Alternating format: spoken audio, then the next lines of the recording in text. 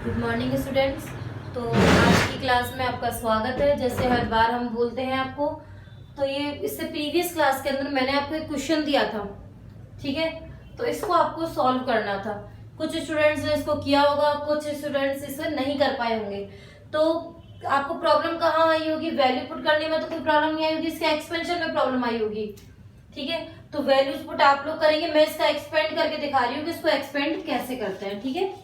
तो देखिए, P के लिए आपका जो आंसर है ये आना चाहिए plus minus del P upon P is equal to A की पावर 3 को आप लिखोगे 3 डेल A अपॉन A की पावर 2 को आप क्या लिखोगे 2 डेल B अपॉन 2। C और D दोनों पे रूट है, रूट का मतलब क्या होता है? पावर 1/2। तो plus minus half del C upon C plus minus half del D upon D. ये एक्सपेंड हमने किया है P को। अब आपको ये वैल्यू ये और ये आपको दी हुई है, तो आप इसको डायरेक्ट लिख देंगे। जब परसेंटेज एरर दिया होता है तो पूरी ये वैल्यू दे रखी होती है, ठीक है। और सिर्फ एरर दे रखा हो तो ये, और रियल वैल्यू दे रखी हो तो ये आपको दिया हुआ होता है। अब हम करेंगे डेल क्यू अपॉन क्यू। ये थोड़ा एक्स्ट्रा क्वेश्चन थे ये आपके। A की पावर कितनी है 1/2, half del A upon A। B की पावर कितनी है 1/2, half del B upon B। C की पावर भी कितनी है 1/2, तो half del C upon C। D की पावर कितनी है 3/2 plus minus 3/2 del D upon D। तो ये इसकी एक्सपेंडेशन फॉर्म हो गई, ये P की और ये हो गई आपकी Q की। अब वैल्यू पुट करके आप आंसर आसानी से निकाल सकते हो, तो इसे नोट कर लीजिए।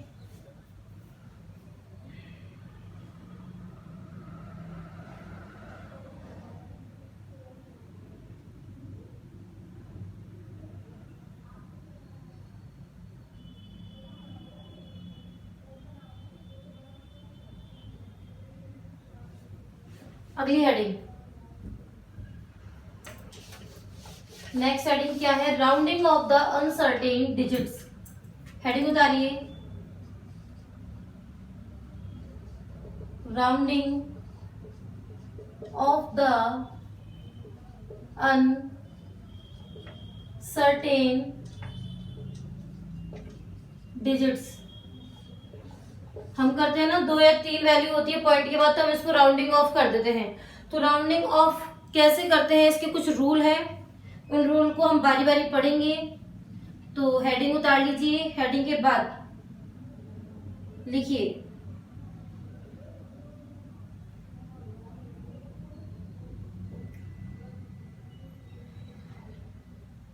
First, rule number first,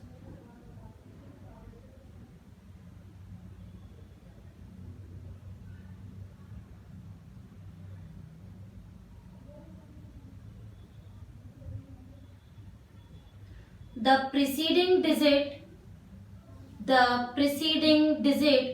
digit का मतलब होता है जो आपको राउंडिंग ऑफ करना है उसके पहले वाला अंक। The preceding digit is raised bye 1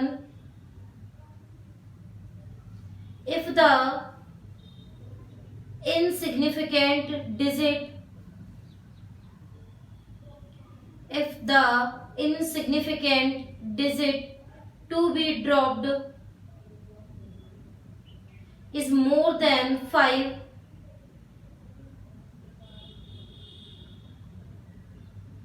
and is left unchanged if the letter is less than 5।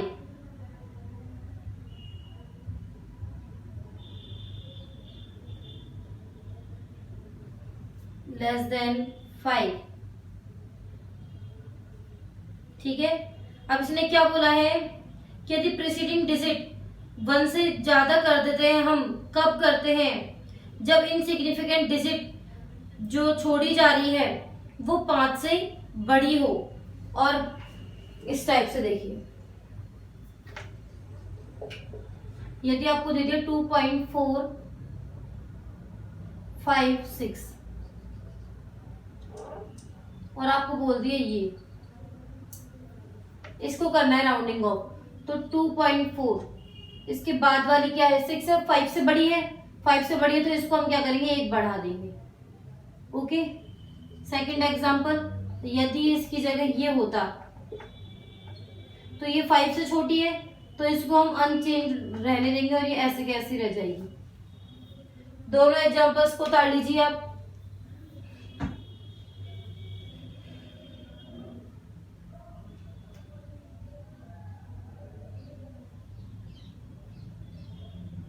Rule number second.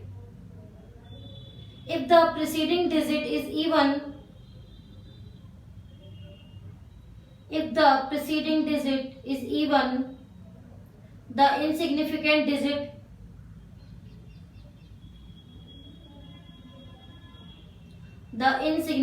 digit is simply dropped,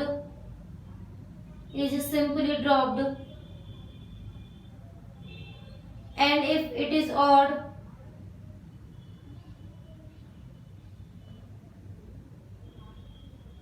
the preceding digit raised by 1।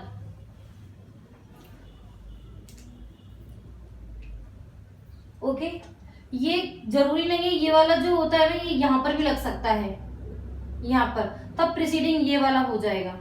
ठीक है, अब एग्जांपल नंबर 3 ये कह रहा है कि यदि आपके पास इस टाइप से संख्या हो, यहाँ 5 हो, तब की बात कर रहे हैं जब अंडरलाइन के अंदर क्या हो, 5 हो। यदि 5 होता है तो इससे पहले वाला देखो क्या है, इवन है। यदि इवन है तो इसको ऐसे ही छोड़ देंगे। ओके, एग्जांपल नंबर 4, यदि इस टाइप से होता, जिसको राउंडिंग ऑफ करना है उससे पहले वाला ऑड नंबर होता, तो हम क्या करते, इसको एक बढ़ा देते। ओके, नोट करो।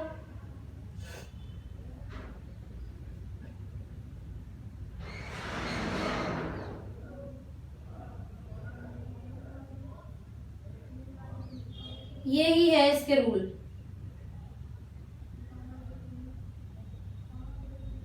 अब मैं आपको वर्बली समझा रही हूँ एग्जाम्पल नंबर 13 और एग्जाम्पल नंबर 14।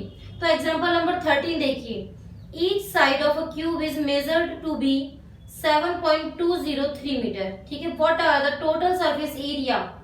अब आप जानते हो क्यूब का एरिया क्या क्या होता है, 6 इंटू साइड का स्क्वायर, तो वहां से हम वैल्यू निकालेंगे। ठीक है, अब एक चीज आपको देखनी है कि इसके अंदर जो सिग्निफिकेंट नंबर है, साइड के अंदर कितने हैं significant number, 4।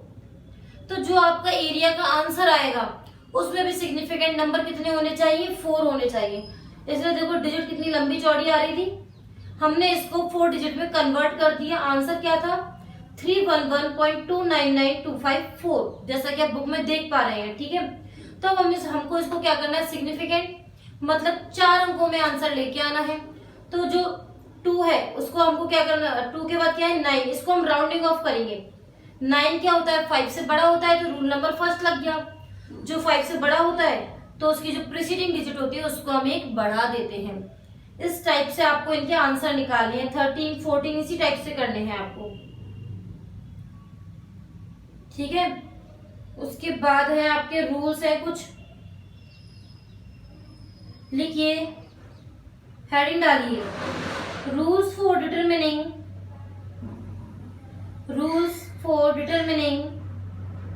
The uncertainty in the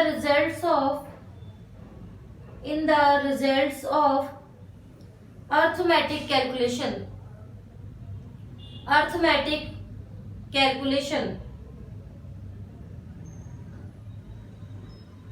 तो लिखिए इसके अंदर the rules for determining the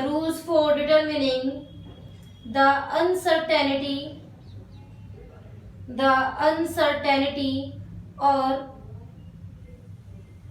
error in the number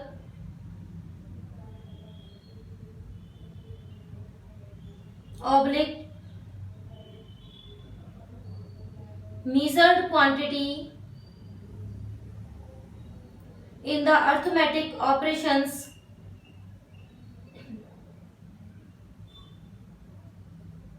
can be understood from the following examples.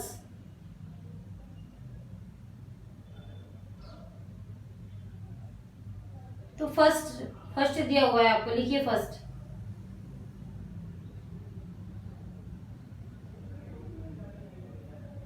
देखो बुक है आपके पास, हम पेज नंबर 15 की बात कर रहे हैं, एग्जांपल नंबर 2.14 के जस्ट नीचे rules for determining the uncertainty in the results of arithmetic calculation दी हुई है। तो आपको फर्स्ट पॉइंट लिखा हुआ है, the length and breadth of a thin rectangular sheet are measured using a metre scale as 16.2 centimetre and 10.1 centimetre respectively. क्या दी हुई है आपको? लेंथ और ब्रेथ दी हुई है।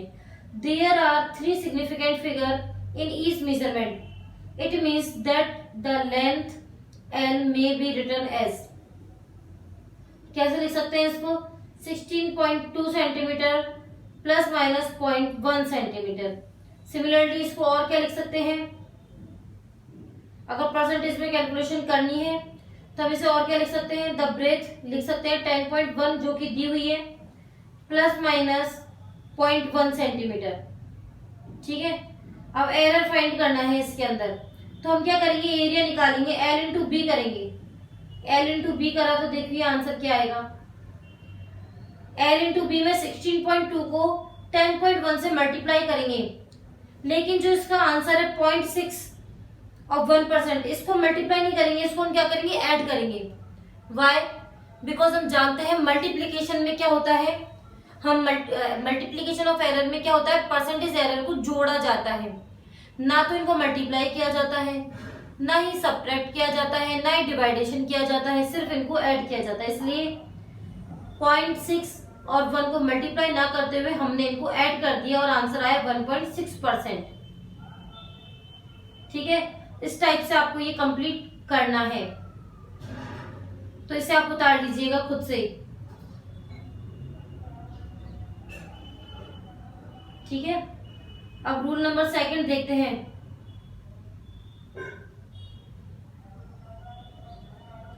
If a set of experimental data is specified to n significant figures, मतलब बहुत सारे सिग्निफिकेंट फिगर है, a result obtained by combining the data will also be valid to n significant number. ये तो सीधी सी बात है, हम जब मल्टीप्लाई करते थे या डिवाइड करते थे तो हम सिग्निफिकेंट नंबर कितने लेते थे? जितने उसके अंदर मिनिमम सिग्निफिकेंट नंबर होते थे। अब यदि यहाँ पर n सिग्निफिकेंट नंबर है तो आंसर में भी n सिग्निफिकेंट नंबर होंगे। ठीक है, थर्ड पॉइंट बेटा ये आपको उतारने हैं, ऐसा नहीं हो मैंने सिर्फ समझा दिया वर्बली तो आप भी समझ ले, समझने तो है ही लेकिन आपको ये नोट भी करने हैं। थर्ड पॉइंट है, the relative error of a value of number specified to significant figure depends not only on n but also on the number itself. ये n सिग्निफिकेंट नंबर से ज्यादा जो इसके सेल्फ नंबर है उस पर भी डिपेंड करता है। उसके बाद ये है डायमेंशन ऑफ फिजिकल क्वांटिटीज। तो हम इसके अंदर काफी कुछ कर चुके हैं। Dimension of physical quantity heading डालिए, पहले जो कर चुके हैं वो भी बता देते हैं और जो आपको करना है वो भी हम समझेंगे।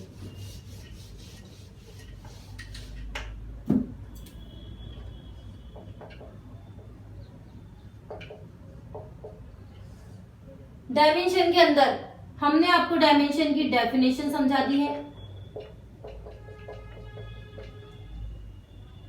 ओके, डेफिनेशन कैसे बनाते हैं, हाउ टू मेक, उसका प्रोसीजर समझा दिया है। किसी भी फिजिकल क्वांटिटी का हम डायमेंशन फॉर्मूले से बना लेते हैं। फिर इसके हमने एप्लीकेशंस भी किए हुए हैं। एप्लीकेशन के अंदर हमने क्या बताया हुआ है? फर्स्ट कि ट्रूथनेस ऑफ फॉर्मूला बताया हुआ है कि फॉर्मूला सही है या राइट है। एक्सचेंज ऑफ सिस्टम भी बताया हुआ है। एक्सचेंज ऑफ सिस्टम का अंदर क्या होता है, सीजीएस को एमकेएस में चेंज करना, एमकेएस को सीजीएस में चेंज करना। तो ये हमने कंप्लीट करा रखा है आपको। तो अब टॉपिक्स देखते हैं, आपको टॉपिक्स कौन कौन से दिए हुए हैं, ठीक है। तो टॉपिक्स की जब हम बात करेंगे तो आपको देखो पहला दिया हुआ dimension of physical quantity complete. फिर दिया हुआ है dimension formula and dimensional equation. फॉर्मूले और इक्वेशन से आपने डायमेंशन बनाना सीख रखी है और आपने फंडामेंटल डायमेंशन भी देखी हुई है, बताया हुआ है, तो ये भी कंप्लीट है। फिर है dimensional analysis and its application. Analysis किया हुआ है और एप्लीकेशन के अंदर पहला एप्लीकेशन है checking the dimensional consistency of equation. बताओ किया हुआ है या नहीं किया हुआ है। कंसिस्टेंसी हमने चेक की हुई है ना कि फॉर्मूला सही है या राइट है। कैसे चेक किया था हमने, LHS is equal to RHS करके। डायमेंशन फॉर्मूला पता है, डायमेंशन इक्वेशन हम निकालेंगे और देन उसके बाद हम इसकी कंसिस्टेंसी को चेक कर लेंगे। ओके, तो ये हमारा कंप्लीट हो गया है। फिर नेक्स्ट है, आपको एक एग्जांपल कराते हैं, एग्जांपल नंबर 2.15। उससे आपकी रिकवर हो जाएंगी कुछ चीजें, ठीक है। एग्जाम्पल नंबर 2.15, जितने भी इंपॉर्टेंट एग्जाम्पल्स होंगे वो तो हम करेंगे और टेक्स्ट बुक क्वेश्चंस के लिए हम अलग से वीडियो बनाएंगे जब हमारा काफी चैप्टर्स कंप्लीट हो जाएंगे उसके बाद, क्योंकि आपको होमवर्क हम देते नहीं है इतना ज्यादा। तो होमवर्क आपका यही है, टेक्स्ट बुक क्वेश्चन आप लोग करेंगे और टिक लगा लेना जो नहीं हो रहे हैं। तो जब हम वीडियोस बनाएंगे ना आपके लिए क्वेश्चंस की, तो जो इंपॉर्टेंट क्वेश्चन होंगे, जो अच्छे क्वेश्चन होंगे, करने लायक क्वेश्चन होंगे, वो हम टेक्स्ट बुक के कराएंगे और जो कराने लायक नहीं होंगे उनको हम बिल्कुल मना कर देंगे। तो आप निशान लगाए रखना, क्या पता वही क्वेश्चन आपसे नहीं हो रहे हो जो इम्पोर्टेंट ना हो। तो आपको ये दिया हुआ है half mv² is equal to mgh। यहाँ आपको बता रखा है m क्या है, मास ऑफ बॉडी। v दी हुई है आपको वेलोसिटी, g दिया हुआ है ग्रेविटेशनल एक्सीलरेशन और h दी हुई है हाइट। तो अब हम इसको कैसे चेक करेंगे वो देखिए। सबसे पहले मास की जो डायमेंशन होती है वो कितनी होती है, m। वेलोसिटी की क्या होती है, LT-1। ग्रेविटेशनल एक्सीलरेशन की क्या होती है, LT-2।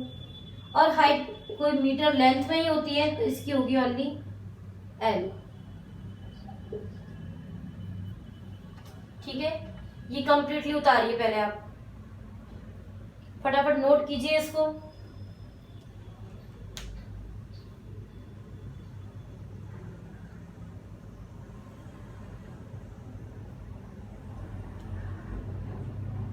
हो गया है नोट। उसके बाद देखिए, जगह प्रॉपर नहीं होने की वजह से मैं इसको इरेज करती हूँ, लेकिन आपकी नोटबुक के अंदर लिखा हुआ है, ठीक है। तो थोड़ा नजर अपनी नोटबुक में भी रख लेना। LHS क्या है, हाफ mv²। अब हम जानते हैं ये हाफ 2 3 इनको तो हम हटा देते हैं, सिर्फ पावर्स वाली चीजों को नहीं हटाते हैं। मास का क्या होगा, m। वेलोसिटी LT-1 का स्क्वायर, तो यह हुआ m। l कितने हो गए, 2 हो गए, t-2 हो गए। ओके, ये हो गई आपकी LHS। अब मैं बात करूं RHS की, क्या है, mgh। m एक्सीलरेशन की LT-2, हाइट की l। तो देखिए m कितना है 1, l कितने 1 और 1 2, t कितने हैं t-2। तो क्या आप देख पा रहे हैं, LHS is equal to RHS। It means ये फॉर्मूला, इस फॉर्मूले की जो कंसिस्टेंसी है बिल्कुल राइट है और ये फॉर्मूला एकदम सही है। नोट कर लीजिए।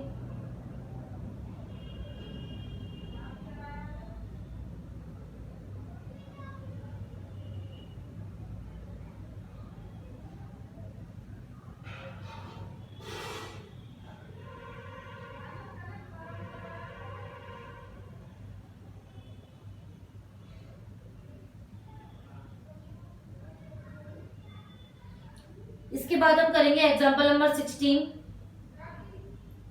एग्जाम्पल नंबर 16 इसको हम आपको होमवर्क में जरूर देंगे, लेकिन उससे पहले इसको हम थोड़ा सा आपको समझाएंगे जरूर, ठीक है। डायरेक्टली तो शायद आप नहीं कर पाओ एक बार में, लेकिन इसको करोगे 100%। मैं दावे के साथ कह सकती हूँ कि इस क्वेश्चन को आप खुद ही कर लोगे। एग्जाम्पल नंबर 16 की हम बात कर रहे हैं। आपको इसके अंदर दी हुई है the SI unit of energy, okay, energy की दी हुई है, स्पीड की दी हुई है। देखिए एनर्जी को जूल से हम डिफाइन करते हैं, किलोग्राम इंटू मीटर स्क्वायर पर सेकेंड स्क्वायर। वेलोसिटी की दी हुई है मीटर पर सेकेंड। एक्सीलरेशन की दी हुई है मीटर पर सेकेंड स्क्वायर। वैसे ये ज्यादा हमारे काम का नहीं है। Which of the formula of kinetic energy, kinetic energy का फॉर्मूला आपको निकालना है, ठीक है।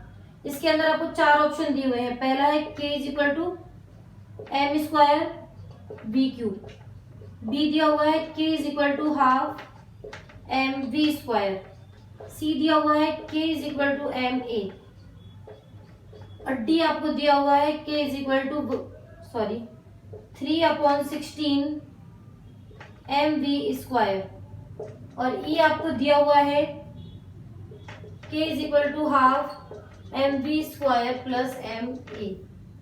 तो आपको देखना है कि इसमें काइनेटिक एनर्जी का फॉर्मूला कौन सा है।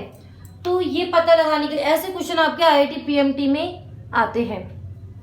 ये जो लेवल है ना आईआईटी पीएमटी का लेवल है इन क्वेश्चनों का, इस वाले क्वेश्चन का। तो सबसे पहले तो हमको ये देखना है कि एलएचएस उसकी डायमेंशन क्या है। जो काइनेटिक एनर्जी की डायमेंशन होती है ना वो एनर्जी की ही होती है, वो होती है m1 L2 T-2, ठीक है। तो अब हमें चेक करनी है आरएचएस, ओके। तो सबसे पहले देख लो आरएचएस में क्या क्या चीज जरूरी है। एक तो m, इसकी डायमेंशन क्या है कैपिटल M। फिर है वेलोसिटी, वेलोसिटी की डायमेंशन क्या होती है LT-1। फिर इसमें यूज में आ रहा है एक्सीलरेशन, इसकी डायमेंशन क्या होती है LT-2। तब हम चेक करते हैं फर्स्ट वाला, फर्स्ट चेक करके देखते हैं M2 V3, M2 और V3 मास वेलोसिटी की कितनी है LT-1 की पावर 3, m कितने में यहाँ पर 2, l कितने में 3, t कितने में -3। तो क्या फर्स्ट वाले के लिए मतलब ए ऑप्शन के लिए LHS is equal to RHS है?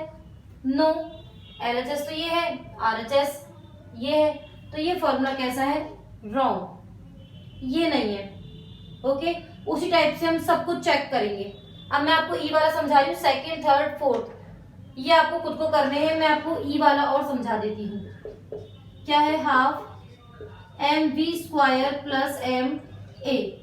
तो मास का क्या होगा m, वेलोसिटी का LT-1 का स्क्वायर, मास का क्या हुआ m, एक्सीलरेशन का क्या हुआ LT-2। कोई बात नहीं बच्चों, कई बार वीडियो लंबी बन जाती है, कई बार छोटी बन जाती है, तो ऐसा ना हो आप टाइम ही देख रहे हो कि अरे 20 मिनट तो कंप्लीट हो गए, मैंने ज्यादा क्लास लगी। तो कोई बात नहीं, नेक्स्ट क्लास तो वैसे भी आखिरी क्लास है इस चैप्टर की, 2 चैप्टर आपके नेक्स्ट क्लास में कंप्लीट हो जाएंगे, तो थोड़ा सा कॉम्प्रोमाइज करो। L कितने में 2, T-2 प्लस यहाँ M L T-2, खुद ही रॉन्ग हो गया। ये तो इम्बैलेंस ही हो गई चीजें, इम्बैलेंस है ना, हम इनको ऐड ही नहीं कर सकते। तो ये फॉर्मूला भी कैसा हो गया रॉन्ग, सॉरी रॉन्ग। अब 2 रॉन्ग तो हमने बता दिए, सेकंड थर्ड फोर्थ में से कोई एक सही है, कोई एक नहीं 2 भी सही हो सकते, 3 भी सही हो सकते, करना आपको। वैसे मैं जहां तक देख पा रही हूँ ये फॉर्मूला सही है और ये वाला रॉन्ग है, ठीक है। तो अब आप कीजिए, इसको उतार लीजिए फटाफट से, फिर हम नेक्स्ट क्लास में मिलते हैं आपसे।